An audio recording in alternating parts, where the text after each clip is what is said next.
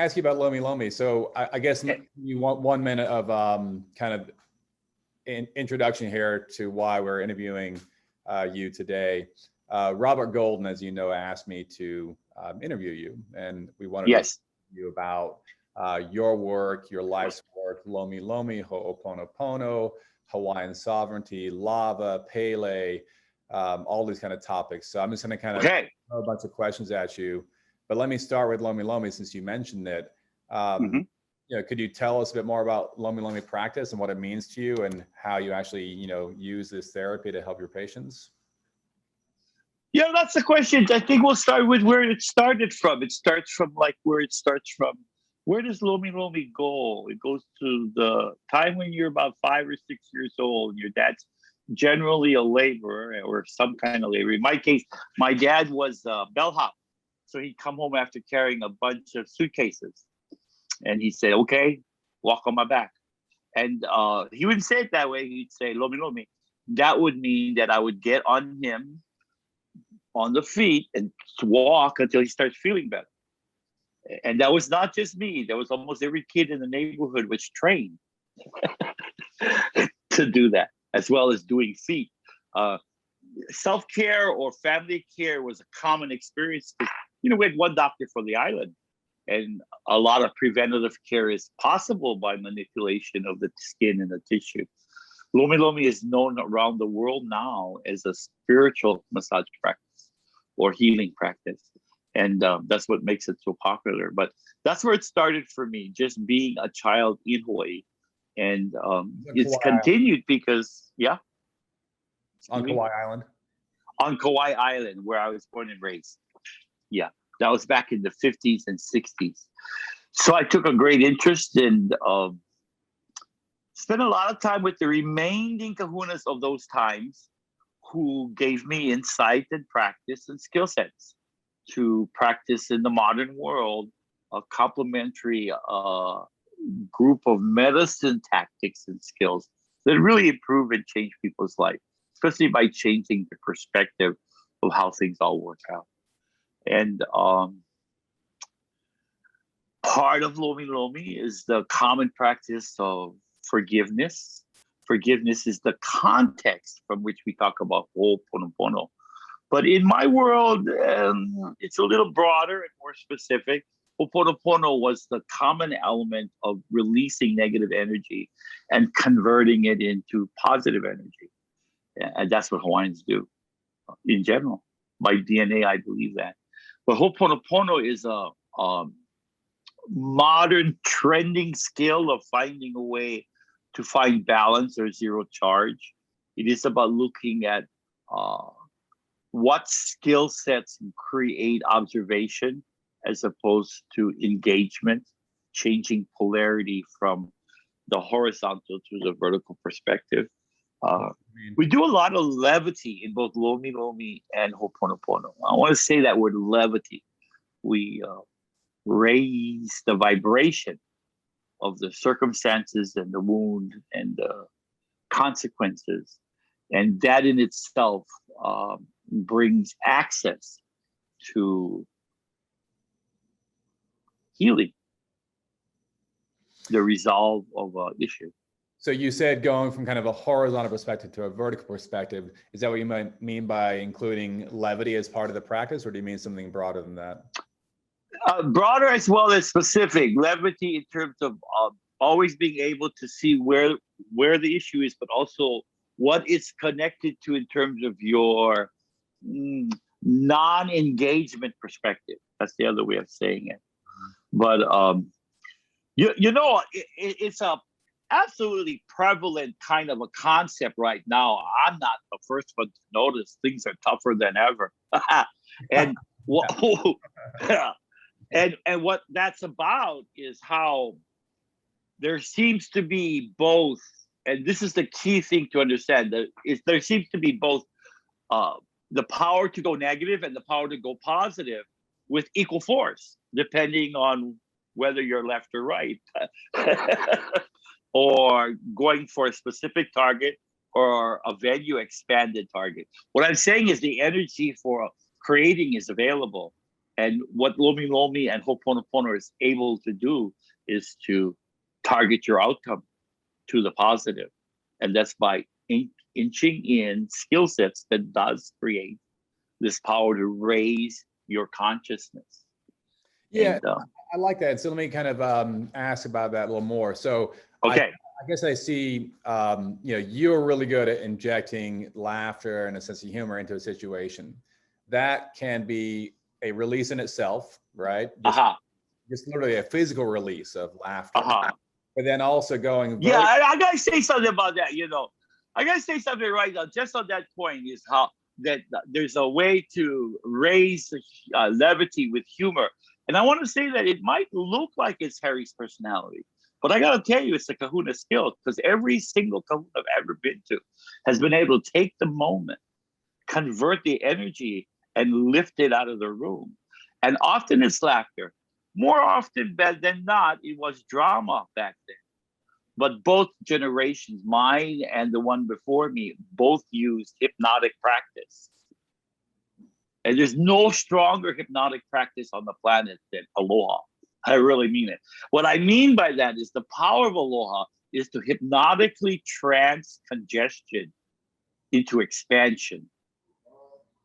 And just by the presence of that possibility, we're expanding that possibility.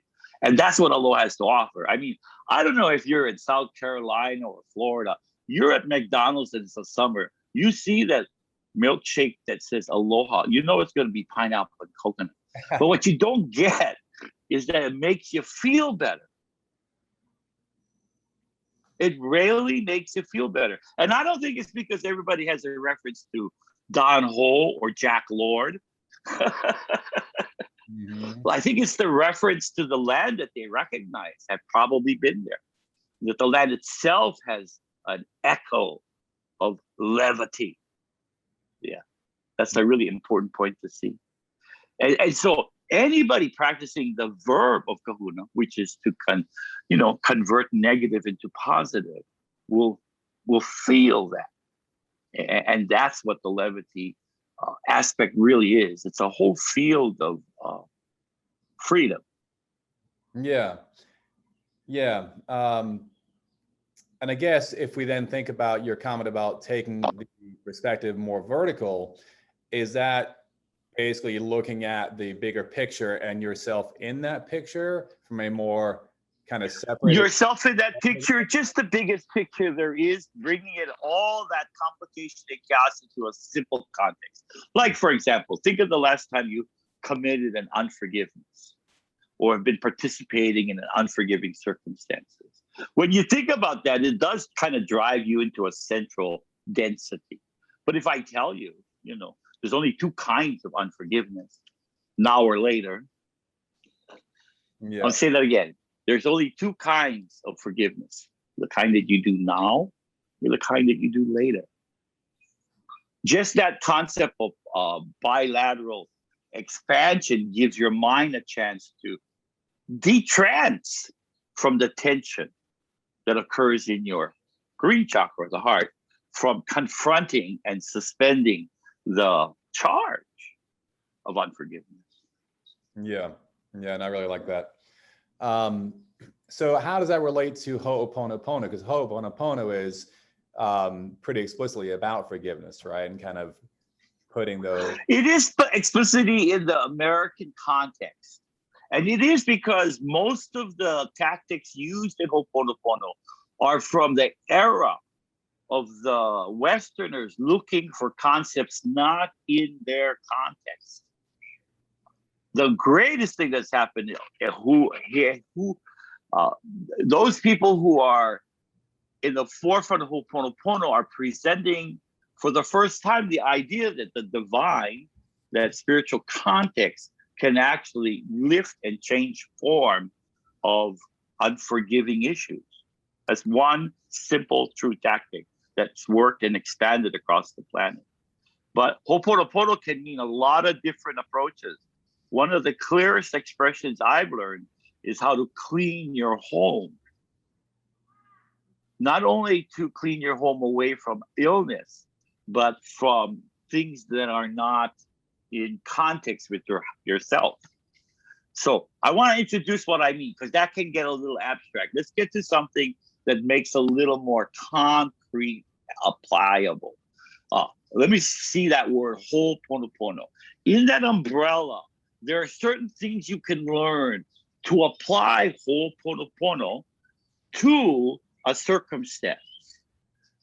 Say you are in conflict with someone about whatever it could be in terms of not being able to convey your sense of confidence to a person about resolving an issue.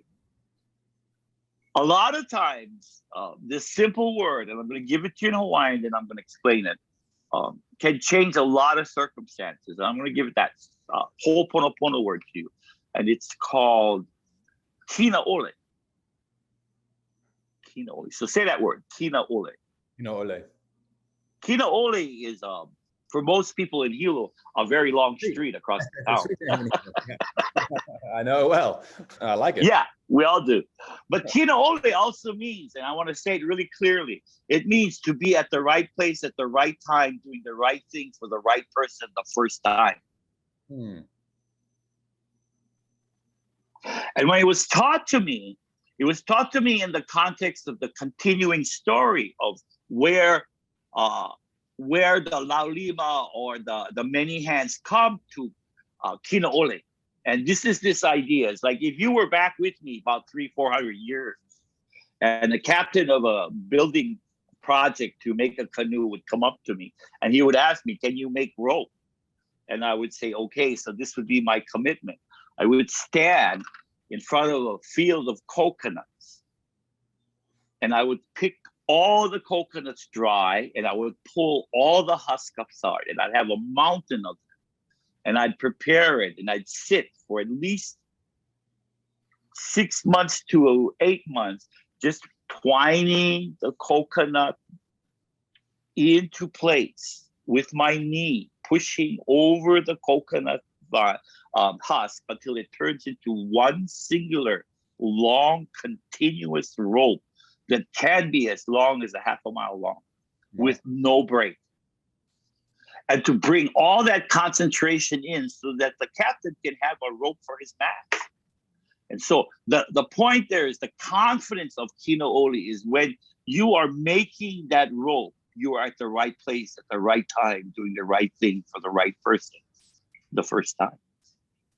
And when you keep building on that confidence, the captain, the chief of that boat will know your soul has contracted a commitment to make it ho'oponopono, the right more than just right.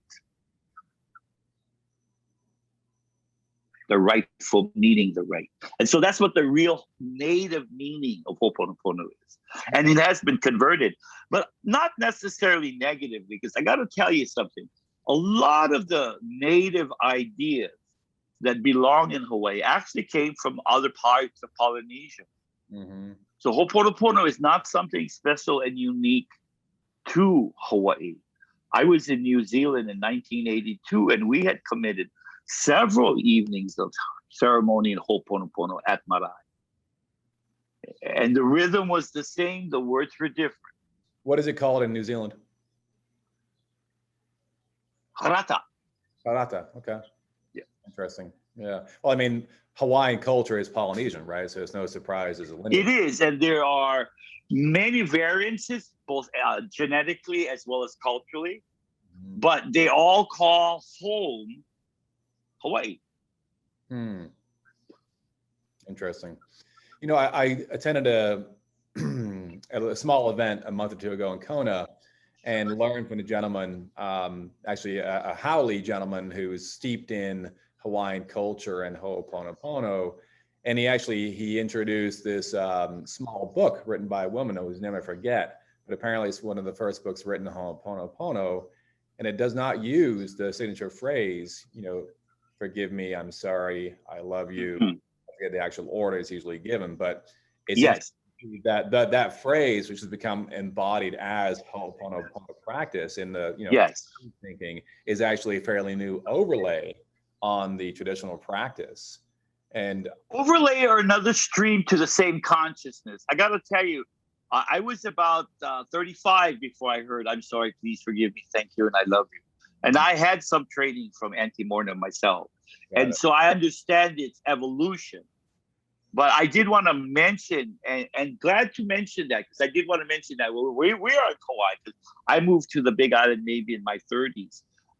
Ho'oponopono meant that you would take a tea leaf and go to the ocean, turn a rock, and put it to the reef, so that the reef will wash the issue away.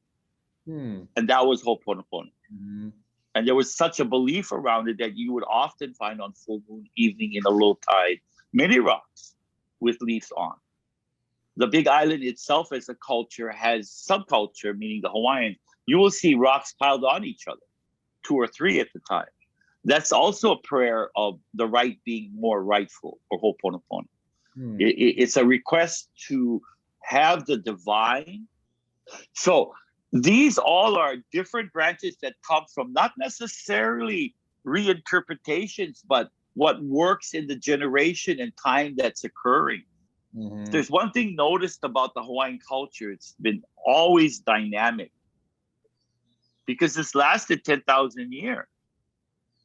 But the consistency is the land. Aloha. That's what we can feel now, even today. Yeah, well, going down that path quickly. When I first met you a few years ago, you kind of conveyed to me, I think back then, that you saw the role of the Hawaiian people in the world today to spread aloha.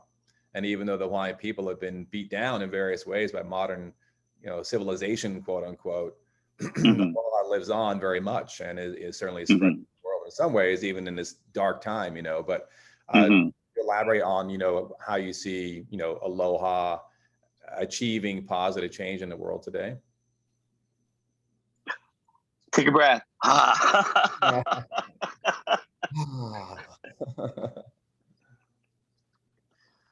I do have a few observations. The first one, of course, is since April, getting a ticket to Hawaii is a tough thing. There is a huge demand to feel the freedom of clear air and to feel isolated from common day rhythms and patterns. People want to get out. I can join. I just spent 2 weeks in Florida for the same reason. I wanted to get out of the pandemic cycle of going to work and coming home and going to work and coming home. And so, yeah, I believe there's a resurgence, but the resurgence isn't only to get to the space, it's to get to the unsaid. The unsaid? The unsaid. What do you mean by that? If you can say the grief. The grief. The grief. The grief. People always expect Hawaii to be the place where you get the romance. But, Cam, you've been there enough years to know that it also drops grief. It might raise romance, but especially on the Big Island, grief will leave you if that's your homework. So I think that's what it has to offer. Aloha has actually, like almost all forces on the planet, 2 edges, the darker and the lighter. And that's what Hawaiians really believe, the hina and the wahine. And the darker and the lighter means, in this case, that aloha to most people means I love you, but it also means I see you. And if there's anything more conscious than ever, is when you notice people become awake, they look for the feeling of aloha, which is I am equal and in the presence of God with you. It's going to be a while for people to understand that language, but they feel that. It's not like namaste or other feelings. I am saying aloha from knowing the land of Hawaii. You personally, or anyone that says aloha in a genuine sense? You can tell. Mm-hmm. You can tell if they are speaking aloha from what they're feeling or what they read. Mm-hmm. And what they're feeling really comes from connecting to the properties, the ocean, the space that, is so vitally different from anywhere else on the planet, at least where I've been. Yeah. Well, let me transition that. So, aloha to me and a lot of people means kind of openness, friendliness, idea of being welcomed. Clearly, Hawaiians have suffered from being overly welcoming at times. And it's the balance, right? There's now a strong sovereignty movement pushing back against past transgressions, taking advantage of the aloha spirit. And a lot of Hawaiians today are coming around to the view that we need to take back Hawaii for Hawaiians. How do you see that tension between aloha and, autonomy and self-directedness and having your own, homeland and your pride in your homeland, which is all part of the sovereignty movement? Well, the sovereignty movement has been around since I've been in diapers. I remember many, many circumstances that were in dire expression. I think I come from the age when I was in college. The Navy had started to re-examine bombing Kahunas, and we had staged many a protest. There was even one death. Today, the evolution and maturity of the collective is remarkable. The expression of the Hawaiians not ever losing a drop of blood while fighting the government and welcoming all possibility of eye-to-eye contact and never causing initiation or pain for the gain of political control. That is proof. It's so loud that kind of evidence was what convinced the Canadian government to, at least the Astrological Society, to withdraw their support until Hawaiians said it was okay. So even though the structure's in place, the supports are definitely responding to nonviolent voice. Today, nonviolent voice is as powerful as those who push the buttons. That's aloha. There are other forms of it, but that is what the Queen herself predicted, requested, and demanded, that no blood be shed, that there'd be peace, and that the United States government acknowledge the sovereignty of the Hawaiian people. Nothing's changed. It's a very slow process though, right? If you're pursuing that. It is, because the process is according to our lifetime. But generally, it takes several generations to return a sovereign land to its country. Mm-hmm. It does. It doesn't happen overnight. It does with force of war. But when people are negotiating, usually the initiators have to die before the government takes over. We've seen this happen in Hawaii. This man named Sparky Matsunaga initiated an activity of giving every Japanese citizen $10,000 each for internment as an expression of forgiveness. Mm-hmm. Yeah. And he was sad because almost everybody who participated died first. So that's where we're at. The people who started this with me, at least, and those members, I've seen them, most of those Hawaiians who initiated the activity of sovereign, peaceful voice, demanding and winning, die. Francis de Soto, so many died. And the new ones, way more skilled, way more active, way more emotionally invested in the outcome of the Queen's intent. Mm-hmm. And you see the Queen's intent, as stated in her letter to Cleveland back in, 1893. You see that as being a guiding light for today's activists? It's the King Arthur sword. Nobody can take it out of the rock. Yeah. It's a hilarious idea that you can.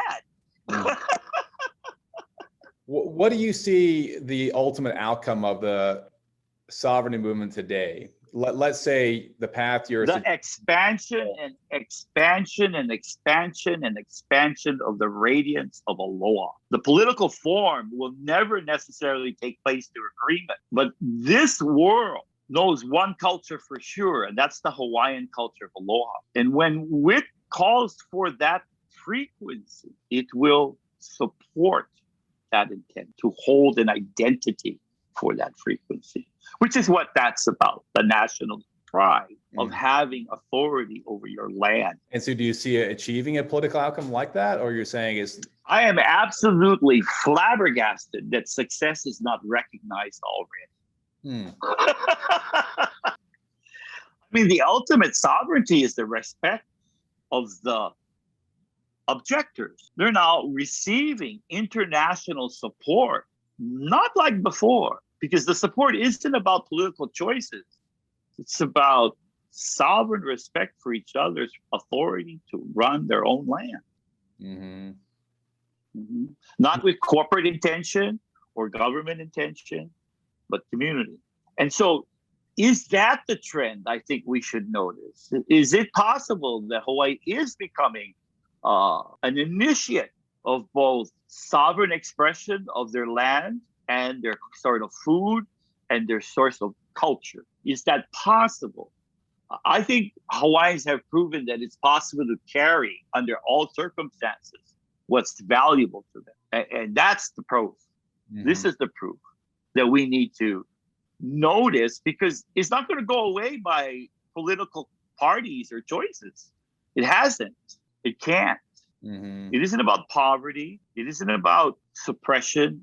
It's about aloha. And yeah, we can have an endangered species, but an endangered sense of self that loves self because self is with you as self, it hasn't been done in 10,000 years.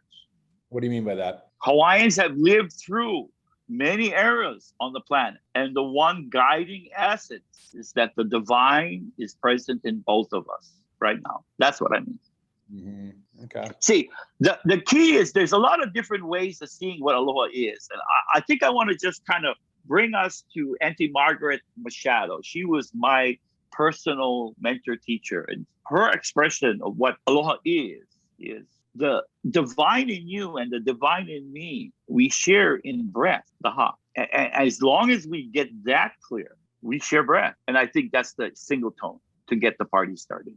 Okay. So you're optimistic that the current trends will lead to positive outcomes, even better than we have today. You're saying we've achieved a lot. Hawaii's achieved a lot, but there's a lot more to be done still, but you're optimistic we'll get there. I'm optimistic because I survived the possibility that nobody was going to ever see, no chance of any Hawaiian getting anywhere. I'm optimistic because at second grade, most of the people who came to my school at second grade are now in Texas, in jail. I'm optimistic because I've seen a lot of success where there were a lot of ways we would have not made it to this place, where we're just taking our time to express the aloha of the mountain of Mauna Kea. I've seen the disappointment and rich disappointment of taking Ka'aolave and seeing it bombed and bombed and bombed every night on Channel 6 at news at 6 o'clock. And I've seen Hawaiians cry and lose their lives for that event. And today I see their grandchildren scanned happy. I remember when I was in New Zealand, where we brought the concept of teaching Native Hawaiians their own language to their own children, called Pu'analeo. That was started in New Zealand. That started not later than 1982. Today, those new leaders all speak Hawaiian because we went there to say, hey, we need some help about this. And all they could do is give us an idea. So yeah, I am optimistic, not by choice of levity, but by choice of perception, which is there are lots of proof that while bad things went on, good things snuck up. And I'm one of them. Thank divine. You're here. Well, I have many friends who have worked through that too. Not alone. I mean, it's a difficult set of issues, and I mean, there's so much there, right? It's hard to tackle it in just a short interview. But let me ask you this: so, with the sovereignty movement gaining steam, and obviously Hawaii mostly populated by non-Hawaiians. A lot of people who have moved here or were born here, but from different parts of the world. If Hawaii does ever become a sovereign nation again, a lot of people who live here today have trepidation that they may be disenfranchised, they may be asked to leave, they might lose property. So I want to ask you, what does it mean to be Hawaiian today? Is being Hawaiian about blood, or is it being about culture? Is it about ideas, or is it all a mix of all the above? Oh, Hawaiian that you're expressing is what we what political ideas are available now. But what Hawaii has been to the most extended expression is the word diversity. And diversity is always challenged by those who don't have it. How is it that only in Hawaii there's a Japanese married to Hawaiian because the church is across the street, the Buddhist church is across the street from the Seventh-day Adventist, the Seventh-day Adventist across the street from the Catholic? There isn't anybody that is just Hawaiian anymore. So everybody's got a piece of it and nobody gets to claim they have more. They want to because they don't have diversity. Yep.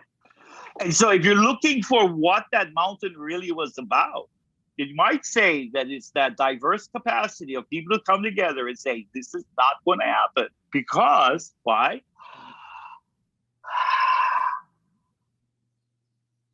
We have diverse opinions and they all must be respected. And there must be a way to see through that. And if you don't get it, we'll stay here till you do. And everybody's going to, yeah. Right. And so it's going to happen at every conversation, at every corner. I know the subdivisions above my house in Leilani are all filled up with people from California running away from what? Non-diversity. Mm-hmm. And they're coming here for non-diversity. Not very long. Not very long. The island's requirement is that you become diverse or you leave. Mm-hmm. Okay. Now we're on the same page. Yeah. So Pele and lava and living on the Big Island. I was one of those Californians who came to Hawaii for the promise of, clean air and sun, and ironically, actually, more affordable real estate because I moved from Santa Barbara and I bought a home in Leilani Estates 4 years ago. A year after I moved there, Pele had different ideas for me, and so I was forced to leave Leilani Estates because of Pele's choosing to come downhill and show her power. How do you see the volcano and lava and this notion of settlement and kind of a slow colonization? How do you see all these ideas kind of as part of the sovereignty movement? Do you see it as kind of spiritually connected at all? The spiritual connection that people have to the land, of course, is richer from the volcanoes. I have a question to answer that question. And that question is, can you believe, Tam, that after the experience of the volcano coming into our subdivision, can you believe that your wealth of love for the Pele has expanded? I can personally, yeah, for sure. I don't feel any resentment at all for what happened. It certainly was interesting, And did that expression fulfill the experience of confidence in your life and your experience on the planet? In some ways. I mean, I've always learned to roll with the punches, and things that happen that are not expected. Pele is about a lot of the popularity of Pele is about the daytime TV drama of romance. But as someone who studied Pele very often, I can tell you that she's very similar to, I can't think of her name now, but it's the Indian god who first destroys, then rebuilds. Kali Shiva. Thank you. That's the same expression she's known for, scientifically, meaning they know by legend and hula that the study of Pele brings you to understanding that the change that's happening has been happening for a very long time. It needs to continue. There is really one valve opening for the center of Earth right now, and that's Hawaii. It's changed over time in the last 100 years. But that archipelago we know as the Hawaiian Islands will continue. It's part of the cycles of the planet. So her energy, her consciousness, like most people who serve humans, are a lot older and longer view than ours.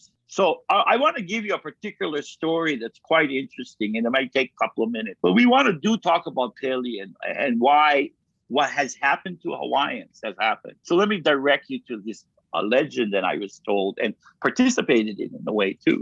I'll tell you about that. But this is about Paliula.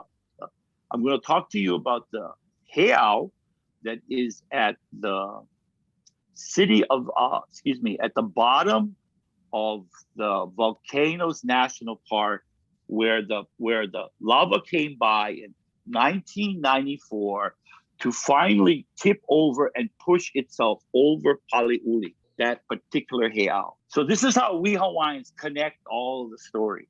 That 1994, I was there 3 days ahead with a friend, picking out all the stuff that he had up in Paradise subdivision above that hill was a subdivision. So we're talking about the one place where you come down National Park, and then you meet. That was heiau. It was decorated and honored because it had a big triangle building to recognize that particular heiau. And for most people, it was a bunch of rocks, 20 by 30. But to Pele and the story of Pele, that Paliuli is very important. 500 years ago, there was a man that came to Hawaii. His name was Pauaule, and he came from Tonga. And he noticed when he came that he came on a vacation because his son had killed his other son. So he was depressed. And so he looked in Hawaii and he said, "Where are your chiefs? I want to speak to them," because he was the chief of Tonga.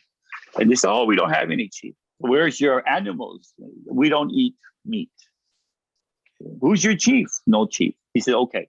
He came back the next summer with 10,000 in his army. And they all gathered at Paliuli. And they took the man who said he was the chief of the island as the greeter. And they put him in the center of that heiau. And for the first time in the Hawaiian nation, they cut his heart out, raised it. And for the first time, people saw sacrifice for violence. And they were shocked. And they became what's called now menehune, men and women without power.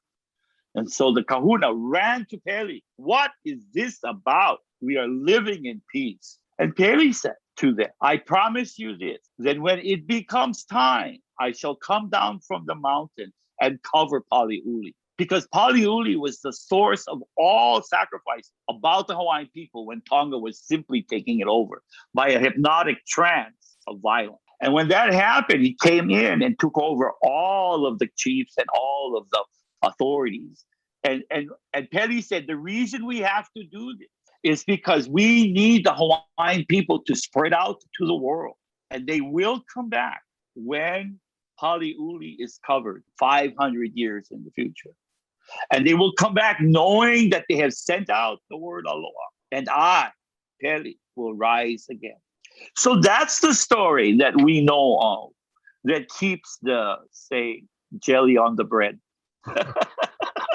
And you see that happening in today's time frame. Yes, I do. There is more Hawaiians now because of the language shift. There's more Hawaiians now that are married to white people, brown people, yellow people. There are more than 4 million across the planet. Actually, 1 out of 67,000 people. I think that's what the number was. And will that make a difference? It already has. It already has. And will Pele rise? Again and again. Well, let me end by kind of bringing this back to a theme you've mentioned to me many times in the years I've known you, of pyramid culture versus circle. Yeah. And this notion of, the Tongan overthrow of a more peaceful Hawaiian culture that truly existed in a kind of a circle culture, as opposed to more recent, kapu pyramid culture, I think is really enlightening for a lot of people, because it kind of is a bit of a contradiction for a lot of people learning about Aloha, et cetera. How was the kapu system brutal, and how did that come to be? And then, of course, it ended in 1819 after man died, and his wife and his son said, no more kapu. So kapu was an invention of the Tongans and pyramid culture. This is really a critical place to end our conversation for over an hour around Ho'oponopono. When you look at where Ho'oponopono was sourced, there would be at this Pu'ohonua, which was specific centers on every island. And every island had this center where circle culture was taught, expressed, and communicated through the nature of the kahuna, or teachers and priests at the area. Their job was to teach and heal. The second thing was important to recognize is that the kapu would prevent people from going in. But through their exercises, they maintained a sense of peace, while the pyramid culture was apparently extremely violent and strong and poignant. And yet, what was important to see is how they were able to find a place where both would survive, because they served different parts of the needs. And throughout all time, it was either circle or pyramid moving through each other. I think this is the time where the pyramid will not have any strength to continue, because the pyramid says that there must be somebody in charge of me or it doesn't work. And the circle says, no, I got to self-care and self-care with everybody or it doesn't work. And the places that are surviving are a combination of the technology of the pyramid and meeting a group of people that find dignity in self-care. And that's Hawaiian to me. Self-care meaning self-care for your land, for your neighbor, for everybody in the area so that we can support the area. So aloha is circle culture to you. It is the same tribe. Aloha and circle culture is the same tribe. I believe the Hawaiians out there are expressing that they are that tribe and are collecting people who recognize that tribe. Circle culture, family first, nobody gets left behind. We do it in our movies, we do it in our protests, we do it in our food, in our entertainment, we do it in our DNA, and we're not alone. Well, really good stuff, Harry. Any final things you want to add? Yeah, I miss you guys. Yeah, come back. Look forward to seeing you in November. And I want to say that I'm so happy to participate in wherever this goes, because, you know, my heart is really right there in Leilani. Yeah. Great, Harry. We're really good to touch base with you and connect and talk story, and we'll talk soon. God bless. All right. Aloha.